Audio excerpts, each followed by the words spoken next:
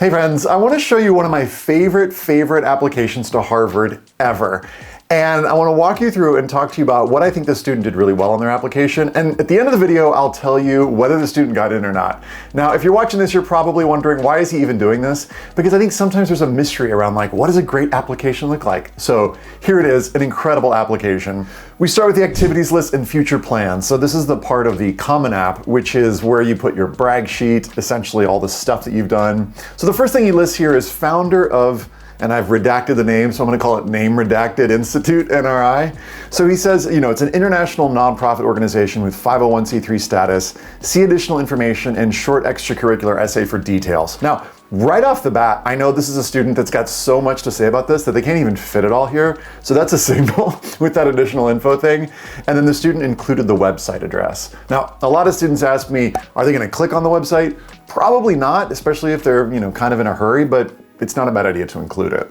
All right, let's look at the next one. Medical volunteer trips to Thailand. I've made 18 trips to Thailand, networking with local health workers and NGO officials, assisted pharmacists delivering medicine to mountain tribes. What? Incredible. Now, one of the things you'll notice is that there's some strong active verbs in the activities list. I've got a whole separate video on that. I'll link to it below, but great description. And of course, it's freaking impressive. edX and Coursera courses on global health equity. Now, this was the student's focus. He wanted to make sure that they understood that he was serious about it. I've completed several college courses in global health equity and healthcare systems. Pre-enrolled in this particular course. Awesome, super legit, super on point.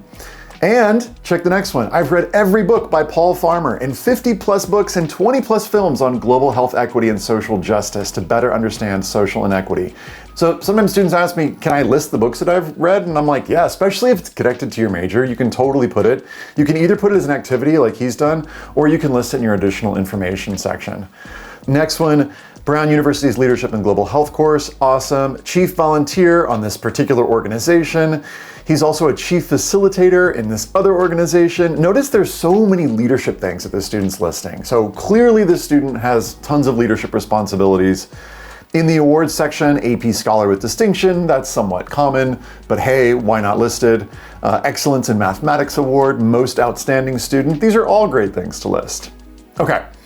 On the application for Harvard, they'll ask you, what is your career interest? In this case, it was a physician, and the highest degree you intend to earn, in this case, doctorate. You don't have to put these things if you're applying to Harvard, but if you have a sense that this is definitely what you want to do, why not check the box? All right, additional information section. Now this is a section that students sometimes get a little confused about. Again, I've got a whole separate guide. I'll link to it below this video. But he explains school transfers and AP course load. So he talks about, in this particular part, why he ended up taking certain programs and not others. And then he lists an explanation of his extracurricular activity involvement. So he says, because I didn't have a means of transportation in Korea, the driving age is 18, I was unable to participate in school-sponsored activities or outside tournaments. So instead, I spent most of my time at home enrolling in online college courses, MOOCs, working on NRI-related work, that was his nonprofit that he founded, and reading books. So this is nice. If you're like watching this and you're a little bit self-conscious about your extracurricular activity involvement, just tell them what you've actually spent your time doing. In this case, reading, working on this nonprofit, and taking online courses. The next thing he does is he goes into a little bit more depth with all the stuff that he's done through his nonprofit organization. So he says, as the founder of the organization, I've incorporated it in this particular way. He talks about getting an official certifying organization status. There are like 3 other things that he lists. And I think this is a good idea if you've really devoted a lot of time, but you really don't have the space in your activities list to list all the responsibilities you've had. You don't have to do this, but it can be nice. He also gives a little explanation of some of his AP scores. He says, on this, with US government and Calc BC exams, I didn't take the class, but I studied on my own and scored a 5 on both. I love when students list things like this because it shows that even though he didn't have this opportunity available to his school, he went out there, showed initiative, took the tests anyway, and crushed it. And that's information that the school might not otherwise have, or they might not necessarily connect the dots unless they were reading really slowly. So just pointing out things like that that basically demonstrate initiative, love it, chef's kiss. What else? Completed the following MOOC through edX and Coursera. So he lists some of the courses that he took. If you don't list these on your transcript, I think the additional information section is a great place to list some of the things you've done. All right, and as if that wasn't enough, here is a partial list of the books read on global health and social justice. He includes a couple Harvard professors on there, includes an amazing book called Mountains Beyond Mountains by Tracy Kidder. If you're interested in global health and you haven't read this book, I strongly suggest checking it out.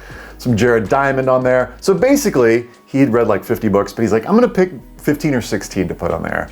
Totally shows he's gone above and beyond, studied this stuff on his own. All right, so for the personal statement, I'm not gonna read it all to you here. I'm gonna give you kind of the gist of it. But essentially, the essay begins with this question: does every life matter? Because it seems like certain lives matter more than others, especially when it comes to money. A huge question, a big philosophical one that he wants to explore in this essay. And essentially he uses that question to talk about his global health journey. In other words, his interest, how his interest developed, what he did, all these trips to Thailand, explains those. And by the end, he actually does sort of come to an answer for himself on that question. I'll link below the actual essay if you want to read it.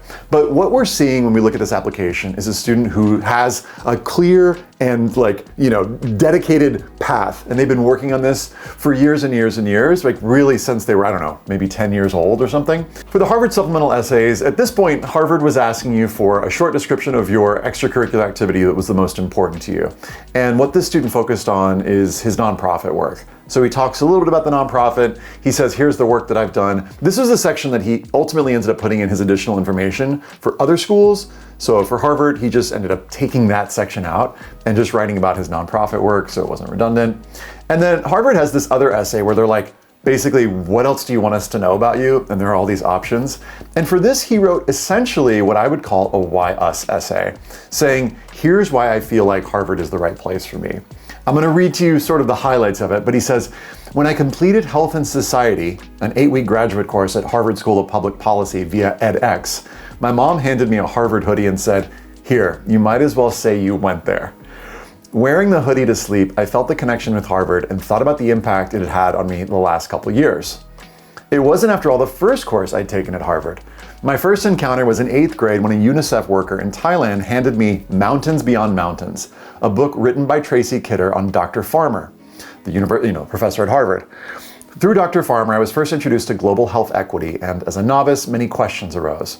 My first question was on the cost effectiveness of intervention, topic of the personal statement, so notice that connection, which led me to explore philosophy, public health, and even business. If it hadn't been for Harvard's leading presence in MOOCs, massive open online courses, I may have never studied these. He says, I frankly admit I've never been more intellectually and physically challenged than I was in those 8 weeks. Harvard's had an incredible impact on my life the last 4 years. And here's his last line. These days, I no longer wear my hoodie to sleep to feel like I'm part of Harvard. Perhaps I already was. Now, when I read this application, I'm like, this student's perfect. He's going to do great at Harvard, right? There's everything is there. He's got the incredible activities. Oh, by the way, had a perfect test score, 36 on the ACT, perfect grades, straight A's all the way through school. What else could Harvard want? Did he get in? No, the student was rejected. Now, before you stop the video, let me tell you how this turned out, because it actually does have a really happy ending. He got rejected from Harvard and was super sad, but got into a whole bunch of other places, including Northeastern, with a 7-year fully paid scholarship. And he got calls from 2 different deans to ask them, please, please, please, will you come enroll at our school? After some kind of going back and forth, he ended up enrolling at Northeastern, having an incredible time. I saw him in Boston when I was visiting there for a conference, and crushed it. Like absolutely, he's doing beautiful, wonderful work now, still working in global health. All right, why am I showing you this application? Because I think it's important for you to see who Harvard is rejecting. And you can replace the word Harvard with insert name of other highly selective school. Essentially, the most competitive, most incredible, most achievement-oriented students in the world, perfect GPA, perfect test scores, are applying to these highly selectives, and Harvard gets to choose, and these other schools get to choose. So you never quite know who's going to get in where, no matter what people will tell you. Sometimes students are like, I think I've got a pretty good chance of getting into, X school. And unless you've got like a commitment from a coach or something, you're being recruited, it's hard to know who's going to get in where. So this leads me to what you can actually do to improve your chances at getting into a great college. First of all, expand your notion of what a great college is. Because if you're only thinking about the schools that you know, or you're only applying to highly selective schools, you might be cutting yourself out of a ton of opportunities to incredible schools. You might be like, well, what schools should I apply to? Link below, I'll give you a guide to how to find schools that you can get into and that you'll actually like. Because basically, it really involves just researching those schools to find reasons to like them. Now, am I saying that you shouldn't apply to selective schools? No, I think it's great as part of a balanced college list to make sure that you're applying to schools that, yes, you can get into, but I think it's a great idea to have schools that are like what I would call lottery schools, where if you got in, it would just be like incredible. So have a few of those schools on your list. I also think it's going to motivate you to work super hard on the applications, which I think will improve those applications for the other schools that you're applying to. But essentially, I wouldn't put all of your eggs in the Harvard basket, as it were, or insert other highly selective school with less than 5% chance of acceptance.